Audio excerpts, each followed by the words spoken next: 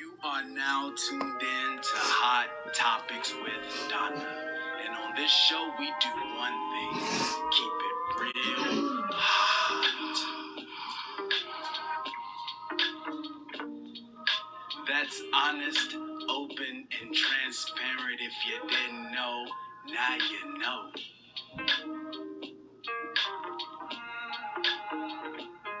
So sit back and unwind as we bring the vibe and a little bit of glorious sunshine to your heart, soul, and mind.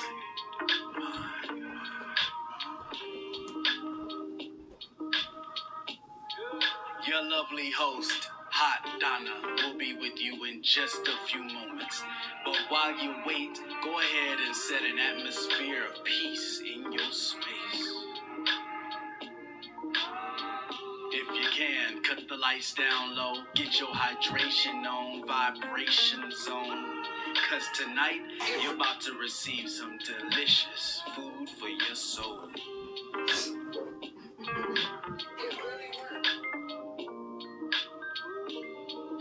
Are you ready? Are you ready? Are you ready? It's about to get hot.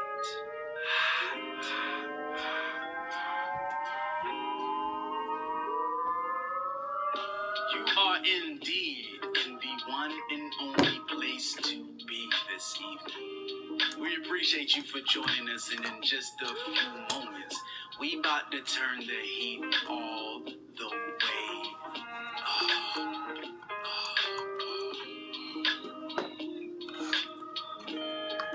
That's right. It's about to go down right now on Hot Topics with Donna. Show your virtual love by smashing that thumbs up and heart icon as many times as you can.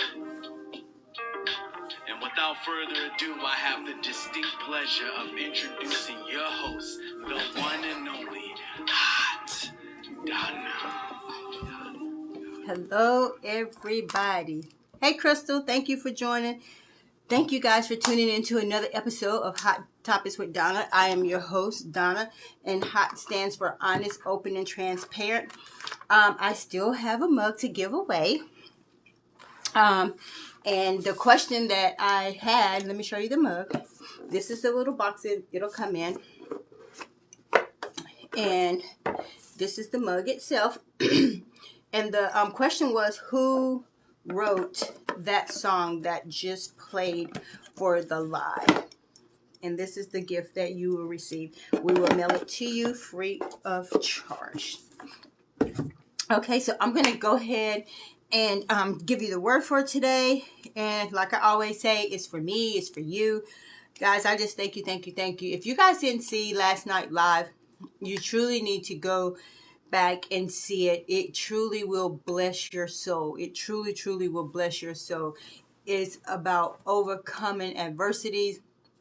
I interviewed Miss Emma Thomas in New Jersey, and she was in rehab, suffering from a stroke, but yet and still she still did the live. And so I'm going to go ahead and give you the word of the day.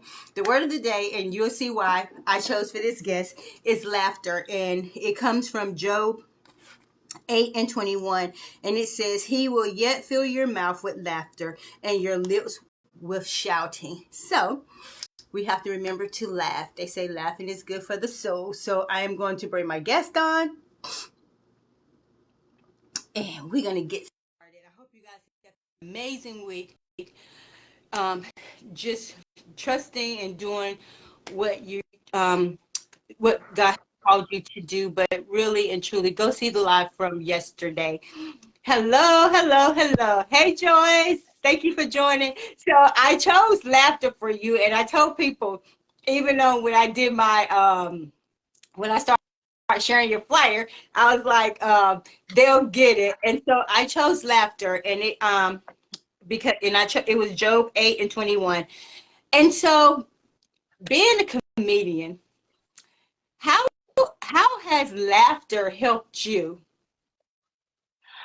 Oh man, it's helped me get out of a lot of trouble since I was a kid, and it also got my butt whipped by my mama because I could never take anything serious. So laughter has helped me tremendously. Wow. From going through certain situations in life, Mm-hmm. getting myself out of fights, getting good grades. Laughter has been more beneficial than anything. And then being a comedian, able to make other people laugh, and put joy on their faces is a great deal too. So whenever I know I can make somebody laugh and make them happy and change the way they feel in a positive way, then Right. I've done my job. I'm doing what God wants me to do. Amen. So I know you're a comedian. You're the host of Liquor House Comedy on Amazon Prime, and I did watch some of the clips. You're an actor. I did watch some of that, but I have to watch that tonight because I almost wanted to like reschedule so I could watch the movie, but I was like, no, that's okay. And then you're author of The Sparrow Will Fly. And so Right. Yes. we're going to talk about the book first, and then we'll just go down. Okay. So The Sparrow Will Fly. How did you come up with that topic, or the title, if you will? Okay. Years ago. I was in church. I say about a decade ago or more. Mm-hmm. I was in church, and it was a little kid that was in church, and the choir started singing this song called "The Sparrow Will Fly" by what's Mahalia Jackson, I think. It's something about the sparrow, yeah. Okay. And Eyes on the sparrow? his eyes on the sparrow. That's it. His eyes on the sparrow. And Okay.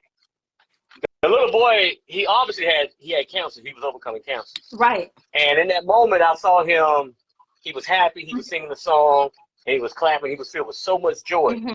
And right then and there, I just got an idea. I said, "Oh man, the sparrow will fly." And I wrote the title down. And I wrote down the boy with cancer. And after church, I said hello to him and everything.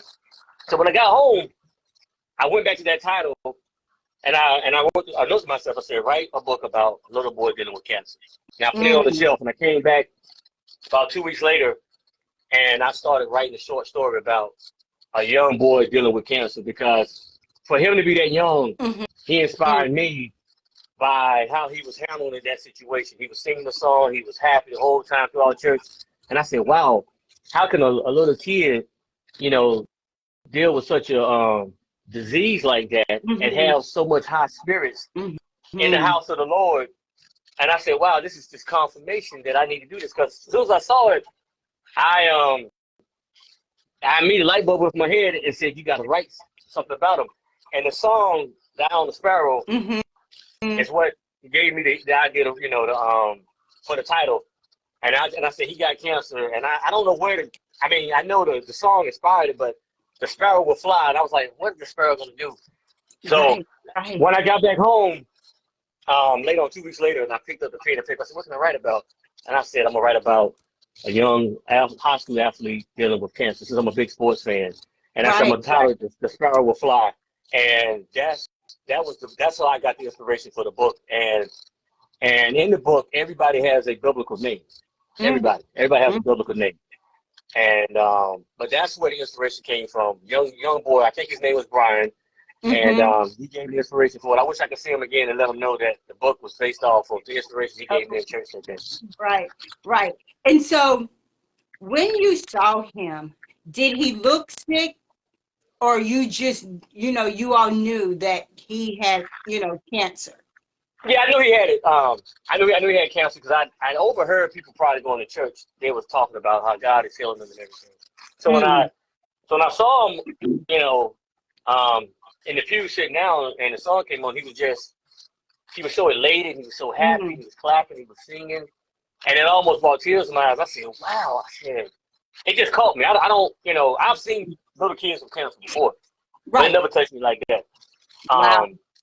But it touched me in such a way that I had to do something. I took a pen out and I wrote it down, and I said, "The sparrow will fly, a little boy with cancer," and it just hit me right then and there. I knew I had to do something. So it came from him. He inspired me to write that story. Wow, thank you. And Hold on, your cousin's on here. Is it Chris Tao? She says she's proud of you. Hey, Radia, thank you for joining. Hey, how y'all doing? How y'all doing? We're gonna have some laughter, guys. So just hold on. Hey, Crystal, yeah, Crystal, my cousin. Hey, that's my first cousin, Crystal. Yeah, Crystal. Oh, okay. Yeah. So let me ask you this. Yeah. Why did you pick biblical names of the people? Did God give you that as well, or you just felt compelled that everyone in the story needs to have a name from the Bible? I guess you could say both. I guess it came from God, but also I felt compelled to make it, give them biblical names because everybody in the Bible serves a purpose. And that's why I gave everybody biblical names, because I wanted people to identify with the characters through their biblical names, and you can read stories about them. Mm-hmm. And that's why I gave everybody biblical names. A lot of people didn't know that until I told them, but that's why everybody in there has a biblical name. Everybody. Wow, that's awesome. And so, how long did it take you to write this book? Well, let me just take you back from the beginning. When I first started to write it, it was going to be a short story. Right. And at the time, I was taking this literary class, learning how to, just write short stories. And the lady at the time, my professor, she said, well, if you decide, you might make this a story, a book one day, a novel. Mm-hmm. I said, yeah, I might do that. So initially, it was going to be a little short story. And I remember she told me that, she said, it's really good. And I said, you know what, I'm going to go ahead and I'm going to turn it into a novel.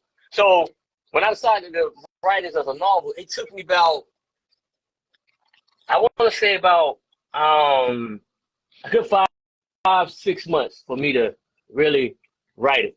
Mm-hmm. Yeah, because I was working at the time too, so it took me about a good 5-6 months to really write it. I say about 5-6 months because I had the short story already completed. Right. So now I had to go back and say, okay, I got to turn it from a short story and make it longer. So then I sat down, and that's when I started adding more characters and plotting it out like that. So that's how I did. It took about 5-6 months. So do you still write? And if so, do you have a space that you write in? Yeah, I actually have another book that I haven't published yet. It's a collection of short stories. So yes, to your question, yeah, I still write. I write down a lot of stuff every day, things I do want to write. But I already wrote another book. I just haven't put it out there. And your cousin Nikki said hi. Nikki Emerson said hi. Hey, Nikki, how you doing, baby?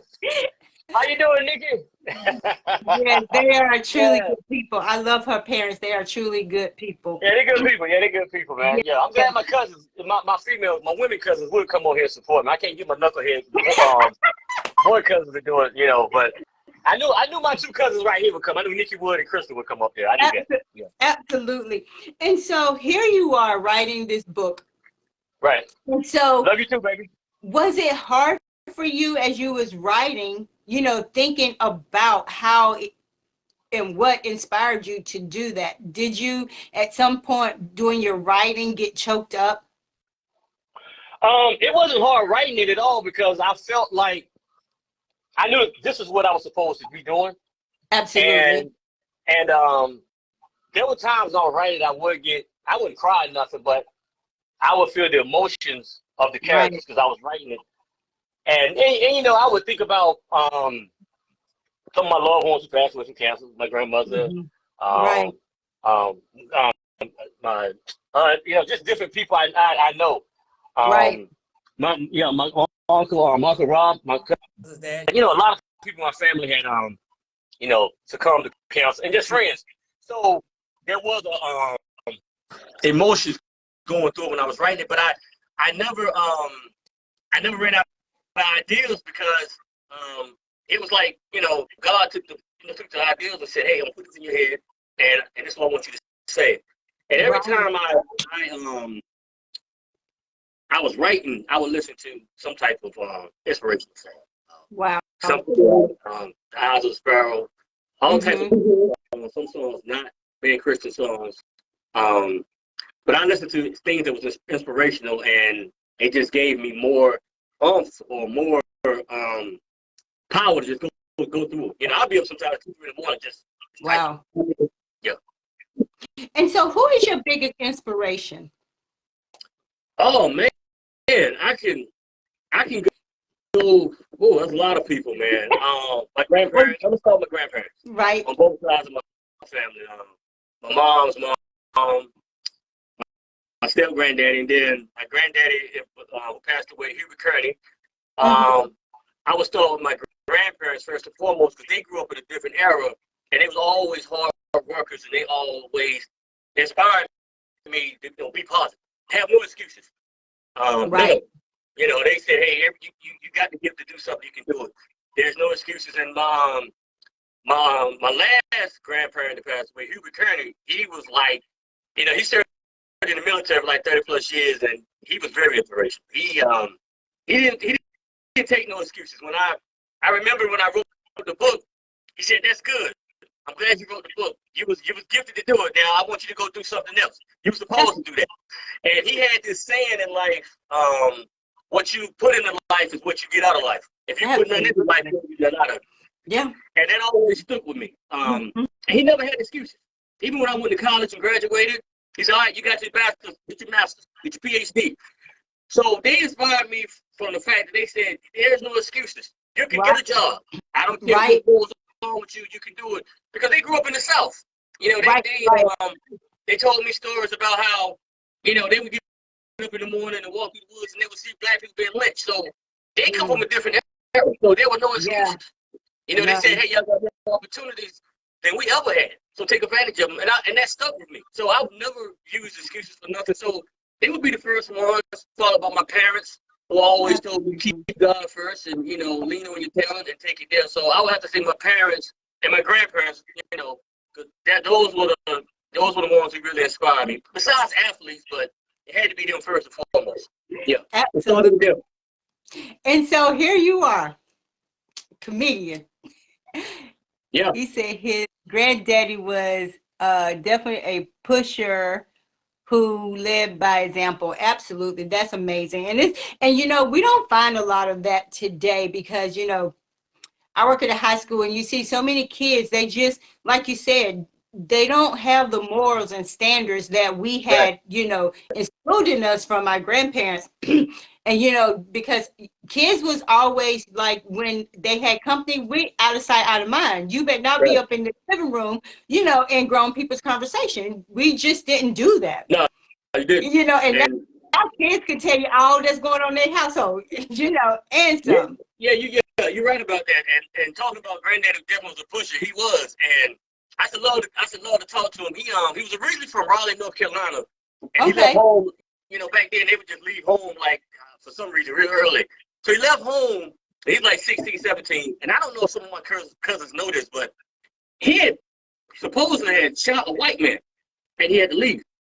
You know, he was born in 1923, so you figure you do the math. 16 years old, that's like 1939. Right. So he had to leave, and he somehow ended up in Virginia, and he met my grandmother and got married. But you know, he had a rough life, and I love talking to him, even though he was very outspoken and he wanted the best from you. I like that because he wanted the best out of you. And anybody that wants the best out of you, regardless of their delivery or their tone, absolutely, they mean well by it. And that always inspired me. You know, him and just my other grandparents, you know, they just had no excuses, man. And I love that. Yeah, I love that. I absolutely love it, man. You know, bless their souls. Hopefully I'm making them laugh at the same time, and they're proud of me right now. So I just want to continue to carry that torch to my children and my grandchildren. Absolutely. And so here you are, you hosting Liquor House Comedy. First of all, how did you get the name? All right. Well, the Liquor House Comedy, it wasn't my idea. My childhood friend I grew up with, he came up with that name back in 2016. And he told me, he said, hey, Dang, man, I'm about to start this comedy show called Liquor House Comedy, and I want you to be the host of it. Right. And when he approached me about it, he said, yeah, man, I want you to host the show. You know, open up the show as the host, do about 10, 15 minutes. He said, you got that much time? I said, yeah, man, I got that much time. And back in my mind, hell no, I ain't got that much time. I can only do like 6, 7 minutes. Because I just started stand-up. But, so that was the beginning of something successful. We started as something grassroots, and now it's on all the streaming services on Tubi TV, Amazon Prime, Roku, Google Play. It's one of the number one comedy shows that everybody look at.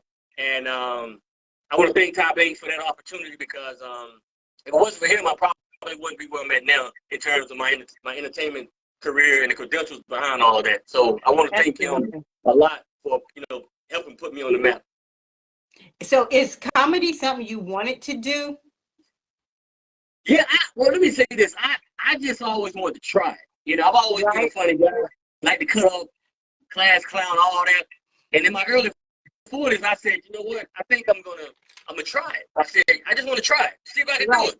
Right. And I tried it, and this is how it happened, man. I never forget. The first week I went out there to see what it was like to go to open mic. Right.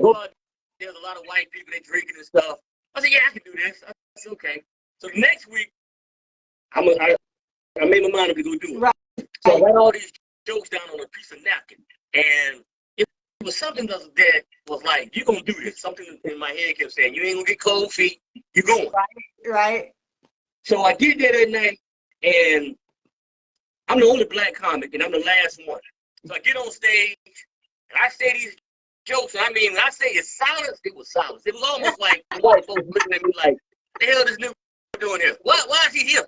Because I'm like, I'm saying to myself, well, people say I'm funny, and I'm just saying these jokes, and nobody is laughing. Like, it is quiet.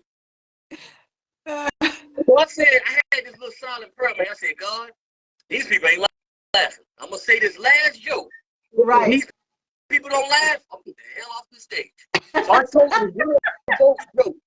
And these two white boys, I know to this day, bust out laughing. I looked up, I said, God, I found my audience, and I've been doing it ever since. Wow. And so how do you come up with your content, and then how do you remember it? Well, I come up with it just by things I've experienced in life. Right. One way.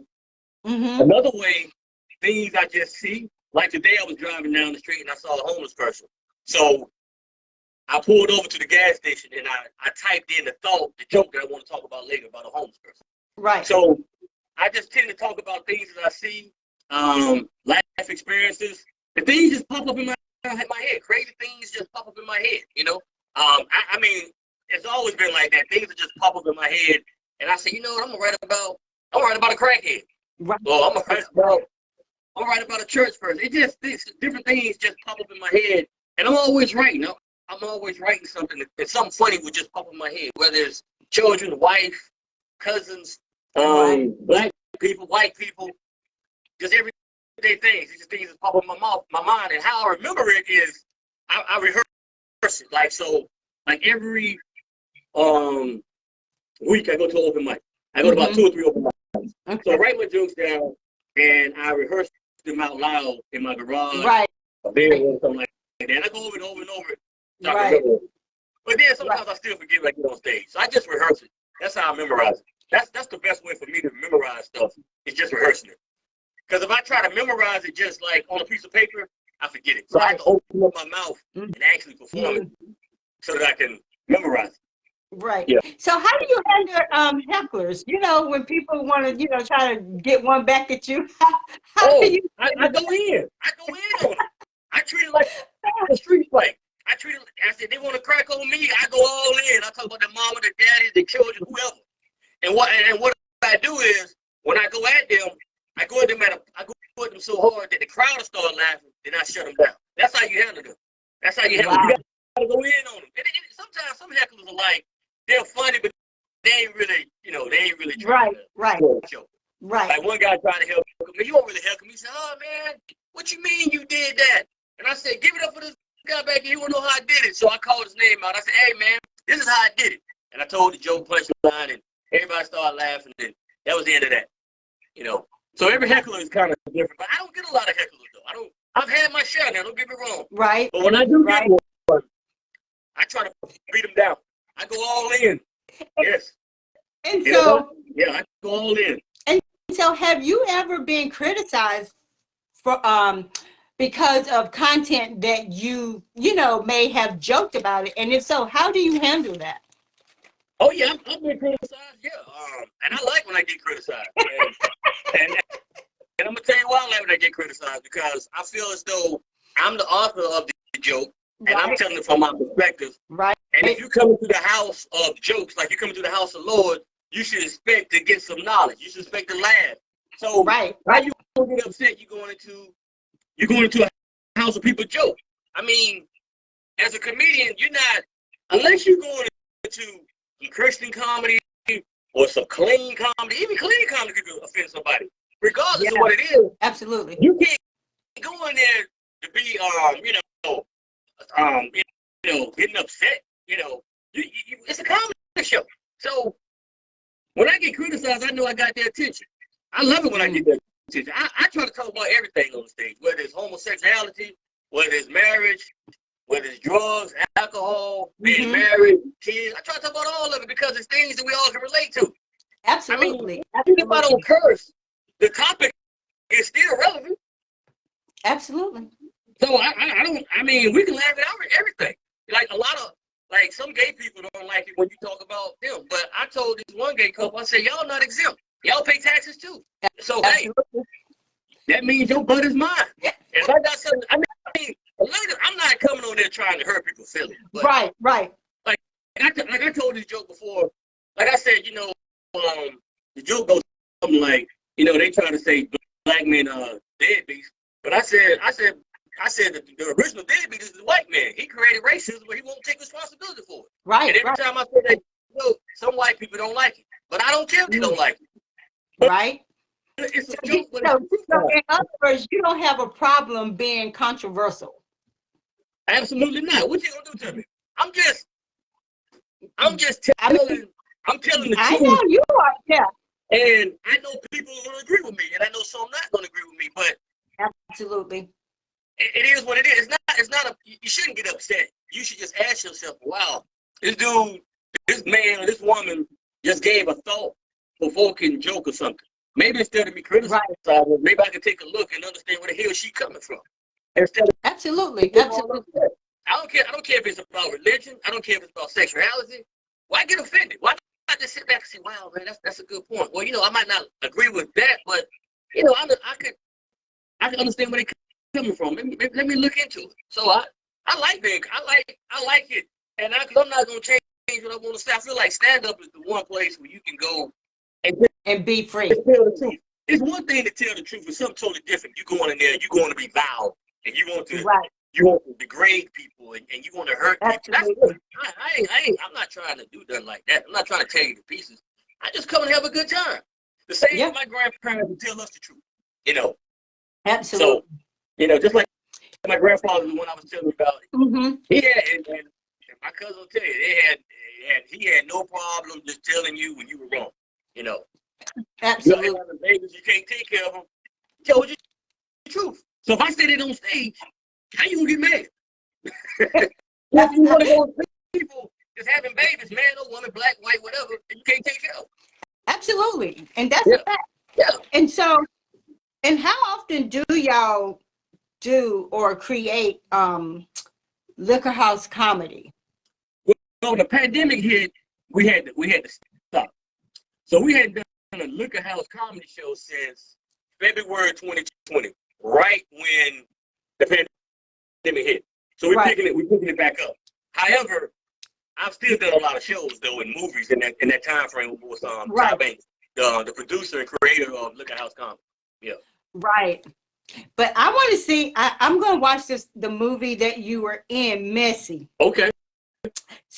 So, what can you kind of give us a synopsis on what it's about? But don't tell people. But they just have to go watch it. Okay.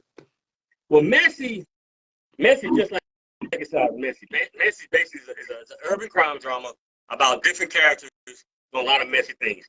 My character name is Mac. Right. And I'm a gangster. I stick up people. I love money, and that's exactly what I do.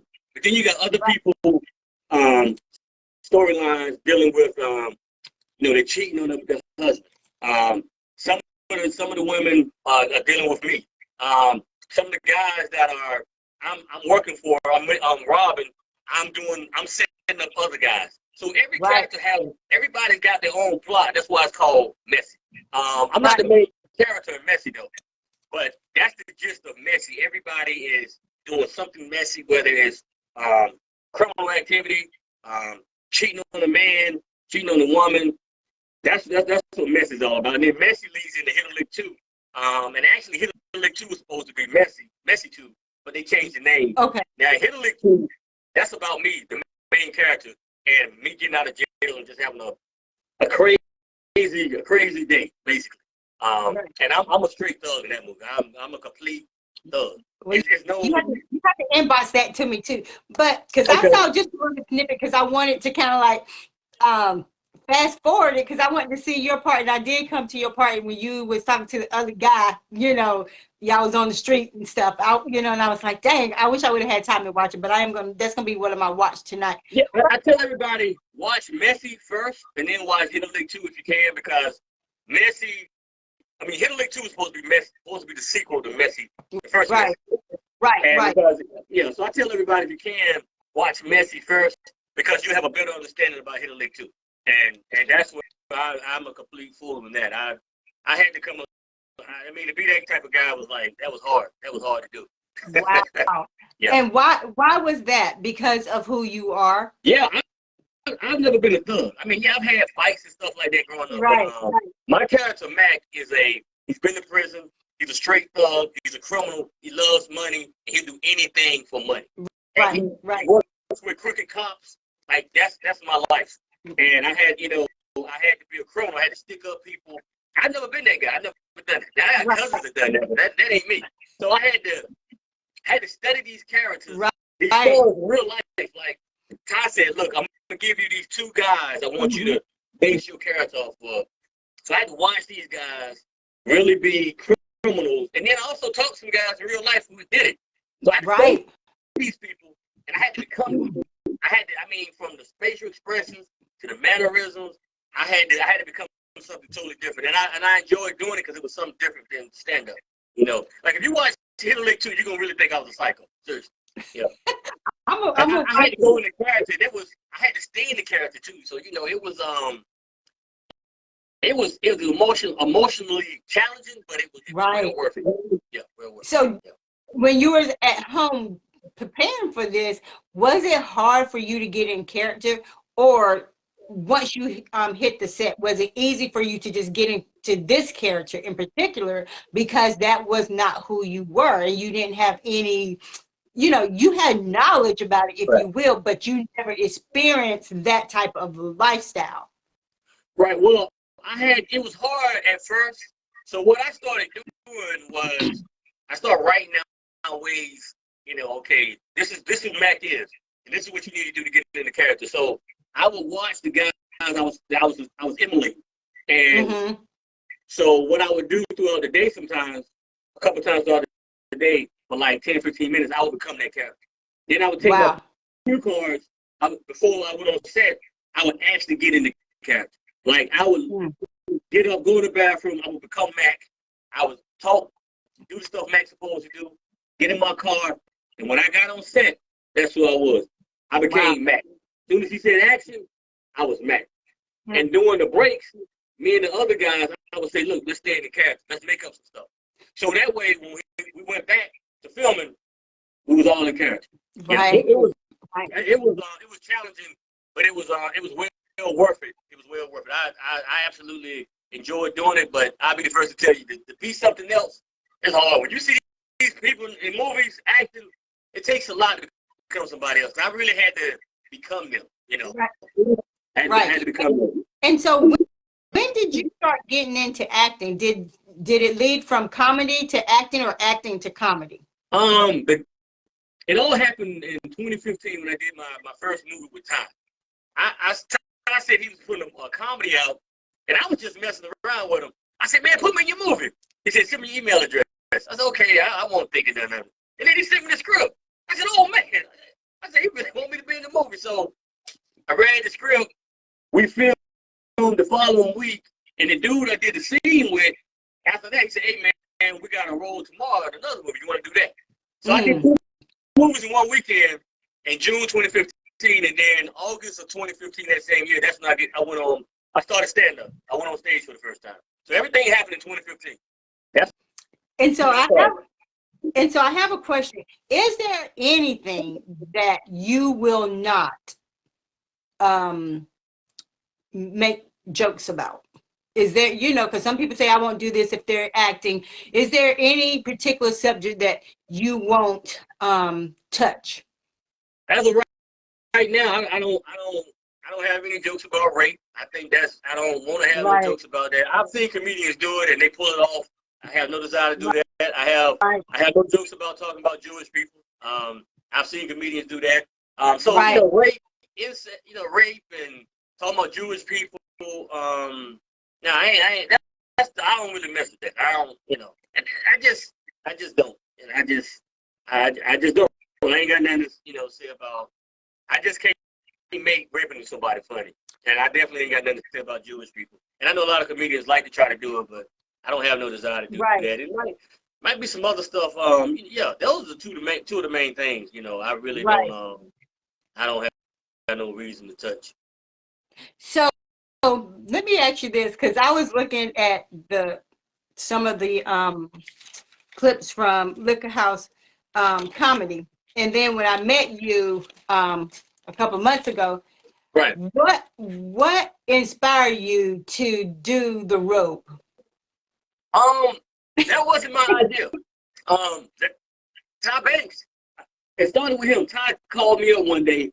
He actually called me up a month before I recorded my first comedy special. And he Right. said, Dick, how do you feel about wearing a robe? And I said, fantastic. I'm down for it. Let's do it. He said, you look good in the robe. And I said, you're absolutely right. And that was the last thing I needed. When he said the robe, it was like a light bulb went up. I was like, yes, that's it. I need the robe. I said, I'm going to take the robe, I'm going to run with it, and we're going to make magic. And that's where it came from. And from that was born the name Ghetto Rachi, a character. And so, do you buy different robes? Do you have different robes for different, different shows? Yeah, I got dozens of robes. So I use them different ones. Like I just recorded my second comedy special December 9th. And I had like a Christmas robe. It's not a Christmas robe, but it's black and red. Right, right. And because it was December, I decided to wear that robe. So I wear that robe for like special occasions, like if it's cold or something, for festivals and stuff like that. So I wore that. Yeah. Then I got my signature robe that says Ghetto Rachi. So Well, when I met you at the dinner with Reese Royal, I was, you were good, but I was like, he really want to cut loose in here. But we had it was kids. man, I said, And I was like, I looked at you, and I was like, he is trying his darndest to just man, try to keep it pulled in. But I knew you wanted to cut loose. I wanted to cut up. I wanted to cut Yeah. up, man. I wanted to show out because Reese, he didn't say nothing about no kids being there, but that was fine because I can do clean comedy too. Right. But I wanted to cut up. I know you did. Yeah, I wanted, but I can do clean, so it didn't matter. I mean, I've done churches, so it didn't matter. It didn't matter at all. And so, speaking of churches, when you do churches, how do you feel when you get up there and for yourself, especially when you're talking about something that's really going on in the church? So how do you stay together? Because I know you be looking at their faces. When I see them, like they like, I'm like, don't make that face. I'm telling the truth, deacon. You probably did this and that. It be stuff like that, and they just crack up laughing. They just crack up. They crack up. Yeah. So Yeah. I keep, in church, of course, it got to be clean, but I still make it relevant to them. Sister Deacon and this arguing over that old man over there. Stuff like that, man. They love it, man. They love it. Because I always talk about when I'm in a black church, how we go to church on Sunday, but we don't get out to Friday, and they crack up every time I say that. I said, I don't know where in the Bible. I told the pastor, I said, find me the scripture where it say we got to be in church all week long. Pull it up. I said, I went through the Bible. I looked for anything that had length in it. I ain't find no time zone. Right. So when I talk about the length of church, boy, they bust out laughing. I mean, it's the truth. Yeah. White people keep you in church like a hostage. Seriously. Especially them hoes in church. I can't do it. I told them, I said, I stayed in church so long. One time I celebrated a birthday. I said, man, never again. And think about it. And I tell them, I said, you go to a white church, they go in at 10 o'clock, now to 10:15. They Yeah. go to collection plate. They sing one song, they kneel down, and that's it. They go.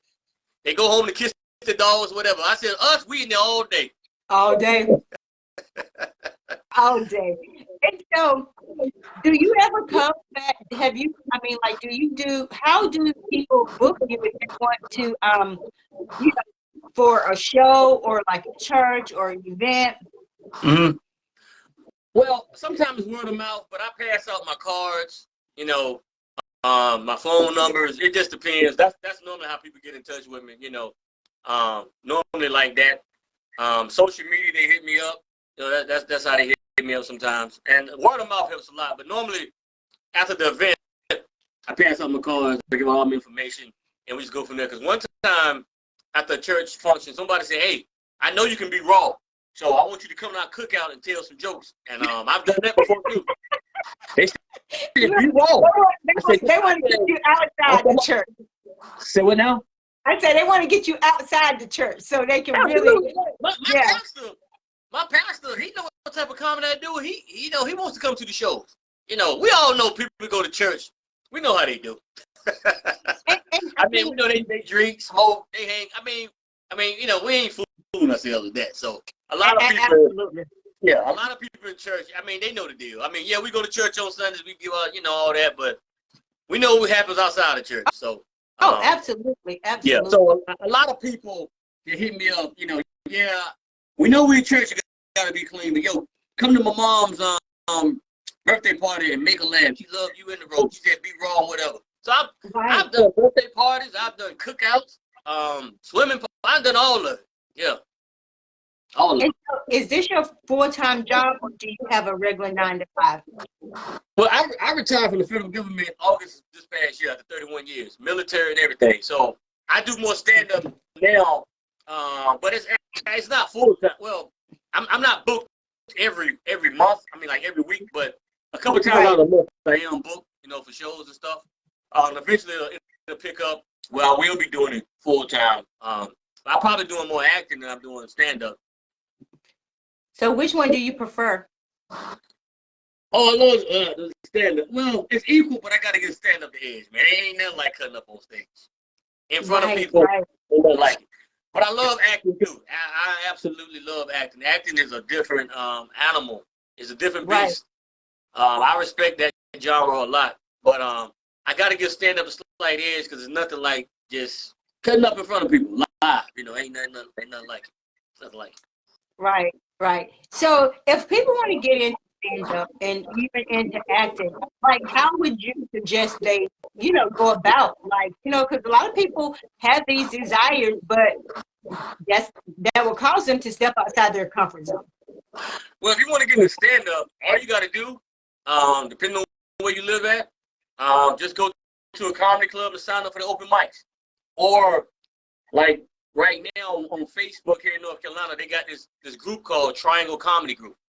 And it's for all comedians. So you go on there and they tell you where all the open mics at, where they're located at. So you go there and you sign up and you hit the stage and you just do your best. That's how you start in stand-up. It's that simple. Acting, I tell everybody, if you want to get into acting, one of the best things to do is to start taking acting classes.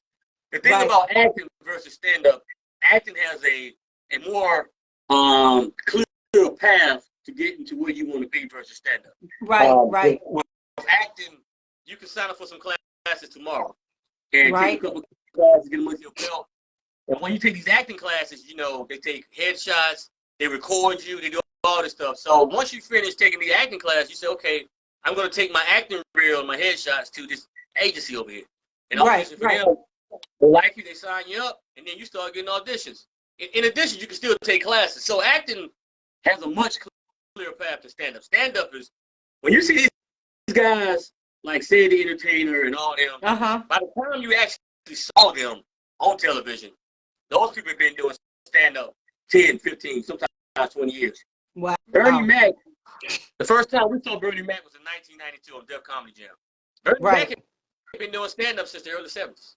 But we saw because it's so hard to stand up to get to where everybody knows where you are. Like, when you see the famous comedians they've been doing it for so long.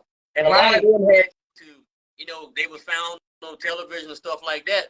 But underneath them, there's a lot of underground comedians like myself. And I mean, a lot of us are funnier than the famous ones, but we don't have the name or the cachet to go behind that name. Right. That's the reason why, if you go to any comedy club, if you go to enough of them, sometimes the people that open up for them are funnier than the headliners. But it's so hard to really get to that level where you're a bona fide headliner, meaning like you're traveling week in and week out to different comedy clubs, different places, and you're doing television shows and movies. Like when you see Chris Tucker and all them, that's rarefied right there. That's a whole different level. Wow. Yeah, whole different level. Yeah. So when is your next performance? Or when is your next comedy show? My next comedy show is February. My next one is, I think, February 25th down in Farmville, North Carolina. I got one there. I was supposed to have one February 10th for Rich Royal, but that's been moved to March. But I got some other. But I'll be going to these open mics, practicing new stuff. You know, constantly working on my craft. Well, give us a little something before you close out. But I just want to say thank you. Thank you for just always shooting me like encouragement and saying, you know, just encouraging me to keep pushing, because when whatever we're doing, it's always good to have support people, because we're doing something totally different, but yet still you still always like support. And that, I mean, and I just want to say thank you for that, you know? Right. Well, I want to thank you for having me. I really appreciate the opportunity to be on your show. I'm very humbled by it. Anytime I get the opportunity, you know, to talk about the things I'm doing, I appreciate it. So absolutely. And also, anytime, you know, it's a black woman, I definitely want to do my part. I don't think black women get their credit. They're the least respected woman on this earth. And as a black man, birthed by a black mother, raised by black grandmothers, I'm always do my part for my fellow black women. Y'all get on my nerves, but I love y'all to death, though. I love everything about you, from your weed to your eyelashes, your dirty feet. I love a sister. I love her. Ain't nothing like a black woman. I know that's right. Everything in me. I wouldn't trade y'all for nothing. And you know, that's like, I didn't even know I was getting that award. And then when Aisha reached out to me, I was like, huh? It was just such an honor, you know, because sometimes you think, what am I doing? Is it in vain? But then when you receive a humanitarian award, and I was like, Lord, is that really, you know, what I'm doing? And I was like, yeah, you know, and then, you know, for the woman that it was in honor of, I was like, wow, because now this is me. Like when they told me I was receiving this award, and I was like, what's her name? Because I was like, I need to make sure I'm receiving this award on somebody that's like legit doing something, you know, because like you can't just go, oh yeah, I'm gonna take this award, you know. So I did my homework, you know, looking her up, and I was just like, wow, I was truly honored, because I wanted to make sure that before I accept something, I need to know the person that, you know, you know, the name that's on here, you know. So I did my homework before I was like, oh, okay, well, I'm coming, but I had to do my own homework too. So well, it was well deserving, and much continued success with that. It was well deserving of it, and I'm glad you received it. Oh yeah, thank you so much. You're very welcome. So before we close out, give us a little taste of something. Well, I mean, that gotta be clean. What? I mean, you tell me. You have this honest, open, and transparent. You're a comedian, so. Well, look, true story. Years ago, me and my grandmother, I was in Southeast Raleigh, walking through the projects, and me and my grandmother was walking down the street, and this crackhead named Ray came up to me, and he tried to sell me a stroller. I said, nigga, I ain't got no damn baby. He said, give me 10 minutes and I'll find one to go with. You're crazy.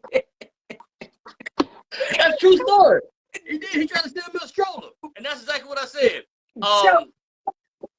So when you come up with these things, like, do you ever offend the people? People got some laughing hearts.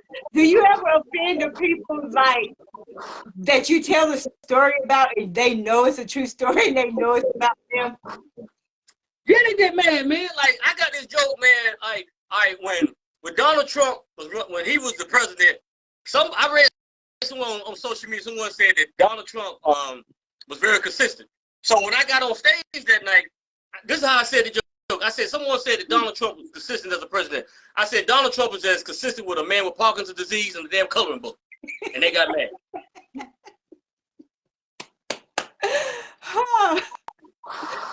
Exactly.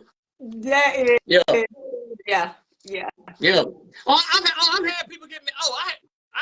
People don't like some of the stuff I say. I don't care. Like I tell this joke all the time, especially when it's black people. I always say this. When I ask who's all over your damn house, that include the roaches too. Okay? Ain't nothing worse. You go to somebody's house and that roach is like this on the wall, just sitting there. I hate roaches. I can't stand them. I hate roaches. Me too. And the thing is, they act like they don't know that they're there. Yeah, like I saw at somebody's house, there's no lie. I thought it was dust on the ceiling fan. And I looked a little closer. The roaches was looking at me just like this. It's uncalled for. If you got roaches in your house in 2023, you're nasty. You're just nasty. How you got roaches in your car? I want you to think about something. You got roaches in your car, which means you probably got bed bugs on your air mattress. It's just nasty. Nasty. Yeah. There's no place. I mean, no. There's no place for it. Yeah. I can't deal with it. I can't do roaches. I can't do them. So what if you go to a woman's house and she finds all that kind of stuff and you really dig it, and you start seeing these little roaches. Is that before she get naked or after? It depends.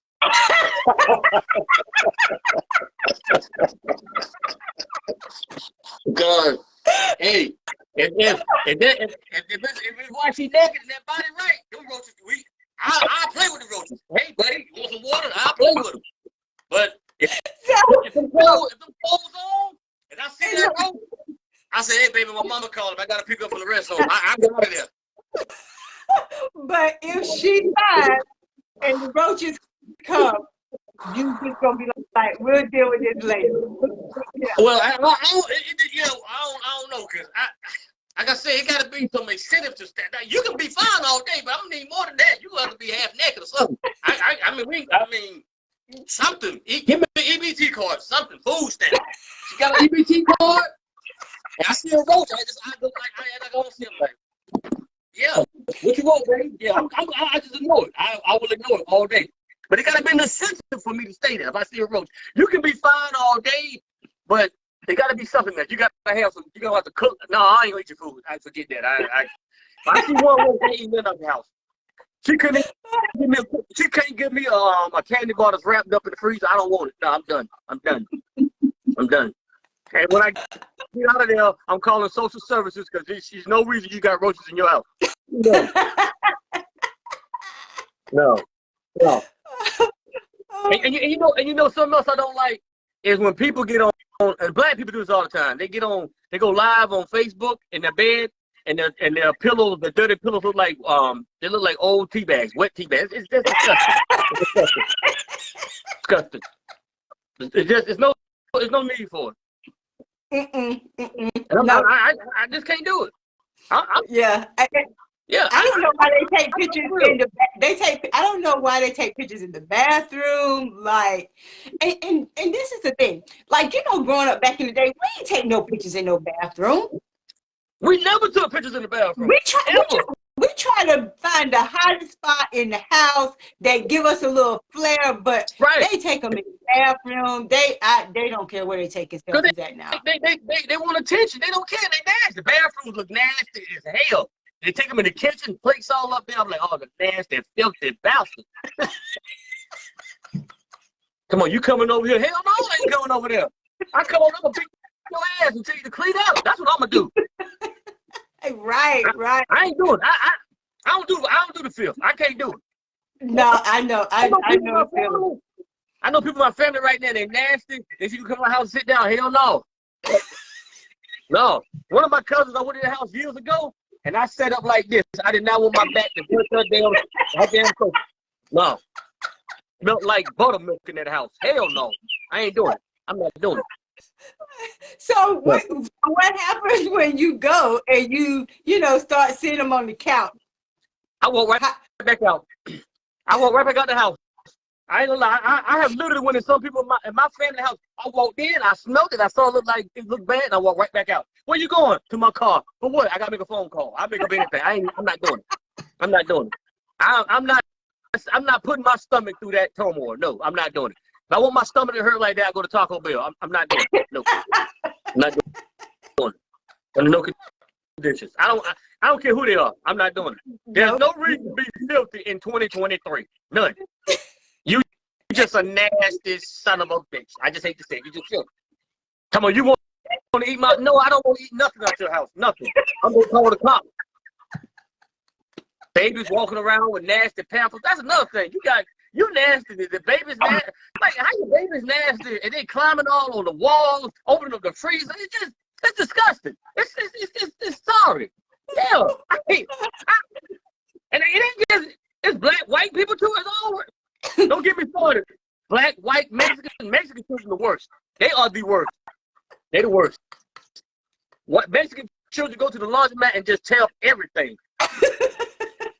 Babies all in strollers. It's just girl was 13 years old. The reason that's why their ass is so flat, because they stay in them strollers till they're like 13 years old.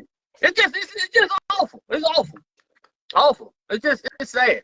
If I ever became president, I guarantee you, I correct this. It'll be against the law to have roaches in your house. You're going to jail. 30 days. 30 days. If my mama had roaches, bye. Go to jail, mom. Yeah. You know better. You got money for exterminator. There's no reason to have roaches. It's not. It's not. It's not. Even homeless people ain't got roaches. How you got roaches? They live outside. True that. That makes sense.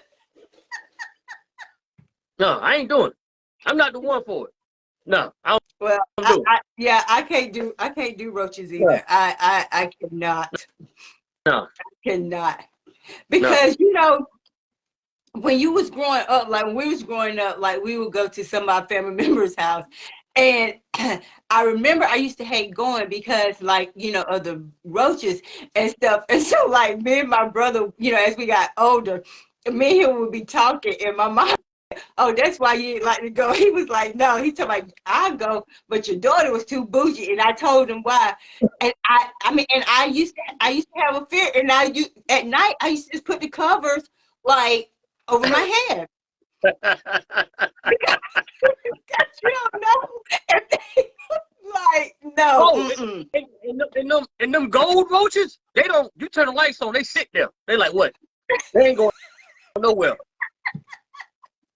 I don't, yeah.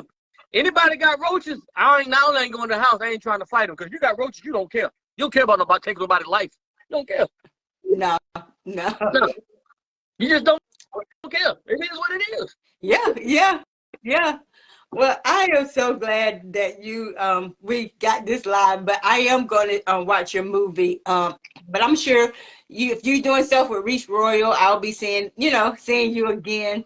Yeah, because I'm gonna be on the show with I can't say her name. Rania. Rania, yeah. I'm gonna be on the show with her. I think it's in March. He had to move it, so okay. It's gonna be in Durham, here in Durham, and I'm gonna cut up. I'm gonna cut up. Well, I'm gonna cut up. She'll let me know. I talked to her today, so hopefully she'll let me know and I can come, up there and see you. But it's awesome when we as African Americans are doing some positive things, and that's like our basis, ordinary people doing extraordinary things, just like you, just an ordinary person, but you're doing extraordinary things and making people laugh, Yeah. I appreciate it. And that's amazing. I appreciate it. Well, thank you so much, and thank you again for the opportunity to be on here. I'm very humbled by it because, I'm just blessed. Anytime somebody wants me to, they want to put me on this show and talk about the things I'm doing, I'm very humbled by it. So I want to thank you for the opportunity.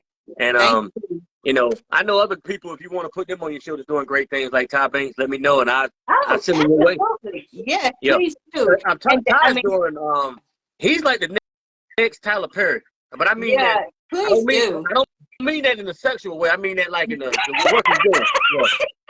No, please. I like Tyler, but I'm just saying, you know, I'm talking about the movie stuff. Yeah, Right, yeah, you right. know, I'm joking, No, but but no, he's doing a whole lot. He's yeah, helped a lot of comedians career growth, including myself. yeah. So No, matter of fact, that would yeah, be awesome. I will see him tonight. So I would definitely tell him about you and you know, and vice versa. So y'all can link Yeah, up and you can have him on your show. yeah. I have done a little bit of acting, and I didn't think I could do it. What's I a little bit of acting? because I did. Do you know Rashid Myers? He lives I in heard of that name.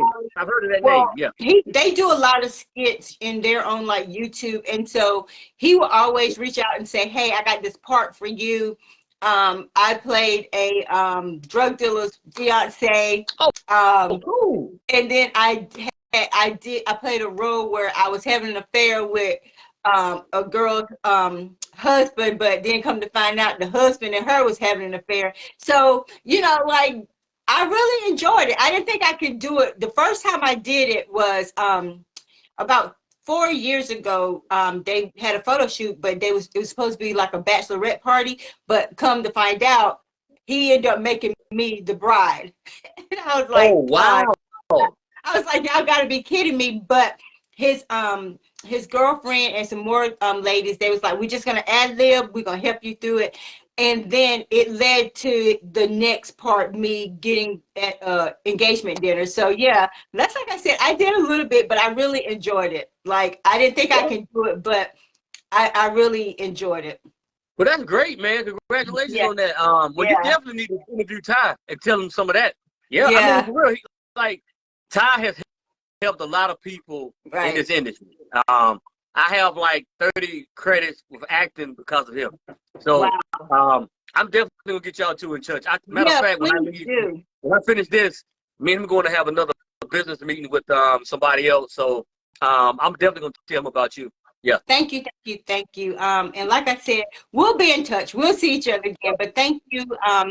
Just keep being amazing and keep making people laugh. Well, you're very welcome. Thank you for everything you're doing. You continue to be amazing, and you're Thank gonna you. rise to the top, baby girl. All right. Thank you. All right. You're welcome. Bye. Bye bye. Bye.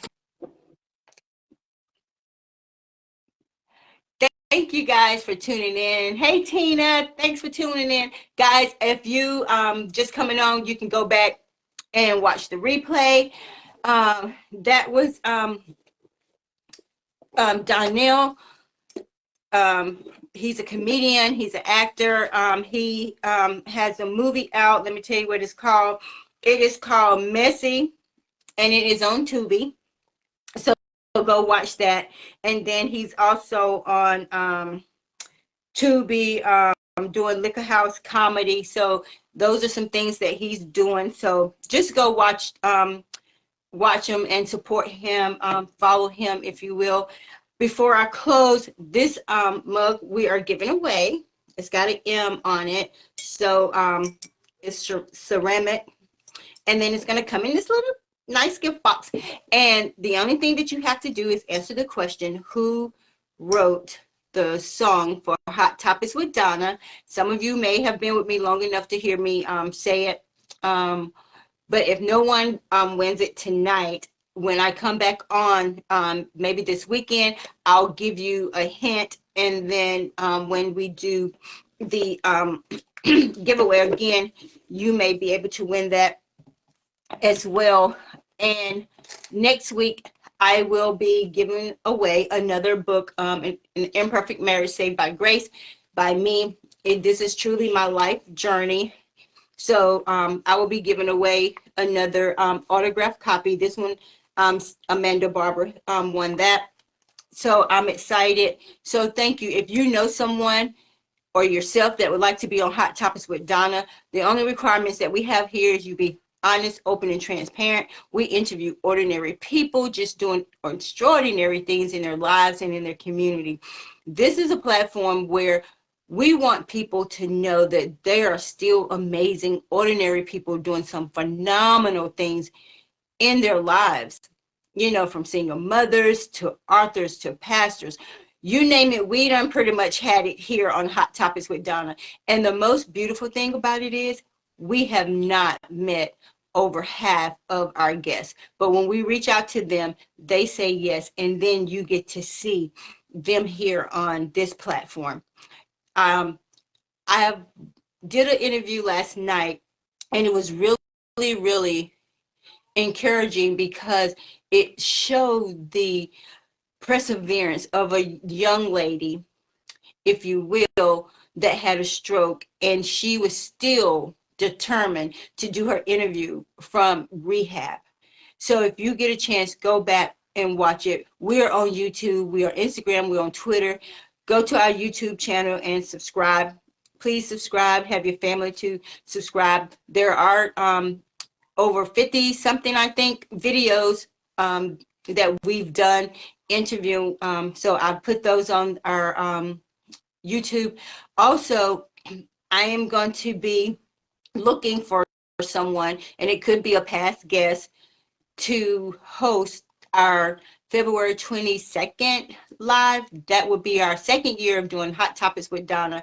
And the my friend, the late Roger King, he did the takeover for that day. He's no longer with us. So now I will be looking for someone to do the interview with me. So if that's something you might want to do, you can reach out and say, hey, I know I can do it, or you can put somebody's name in there and say, hey, let them do this. And if you do, then like I said, the interview that was on with my one year, then they can go back and kind of see how we did that. But nevertheless, I'm still looking for someone to do that interview with on the 22nd. So it could be you. I love you guys. Stay connected to the Father. And the word for tonight was laughter. That was laughter. And the scripture, let me read it before I close. The scripture that I chose was Job 8:21. He will yet fill your mouth with laughter and your lips with shouting. So remember to laugh. There's nothing wrong with laughing. It will calm you. So just be encouraged. No matter what you're going through, be encouraged and know that the Father, he sees all, he hears all, and he knows all. So just stay true to you. Stay true to you. And I just want to say thank you, thank you, thank you. I hope each one of you have an amazing night's sleep. And if he'll allow us to see another day, then we can give him thanks and say, hey, what is there for me to do today? I love you. Good night. Bye.